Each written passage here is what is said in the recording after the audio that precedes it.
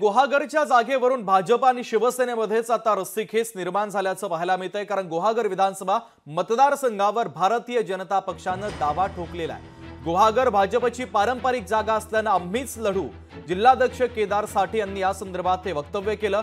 शिवसेनेच्या रवींद्र फाटक यांच्याकडनं देखील जागेची चाचपणी सुरू आहे। गुहागरमध्ये सध्या शिवसेना उद्धव बाळासाहेब ठाकरे पक्षाचे भास्कर जाधव आमदार आहेत।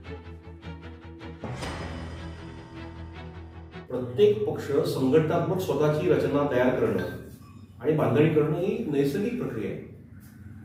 त्यामुळे याच्यामध्ये काही कुठली मतमतांतर आहे काय नाही, जागा वाटपाचा निर्णय हे 3 नेते अंतिम करतील। लवकर जागा वाटप पूर्ण होईल। आता इथे उभाटा गटाचा आमदार आहे विद्यमान, ही सीट काय महायुतीमध्ये कुठल्याही पक्षाकडे नाही, मात्र परंपरागत हा मतदारसंघ भारतीय जनता पार्टीचा आहे। त्यामुळे याच्यामध्ये योग्य तो निर्णय नेते करतील, त्याची आता काही आम्हाला चिंता नाही। आम्ही आता निवडणुकीची तयारी करतोय। लोकशाही मराठी ऐका, पहा, जागरूक रहा।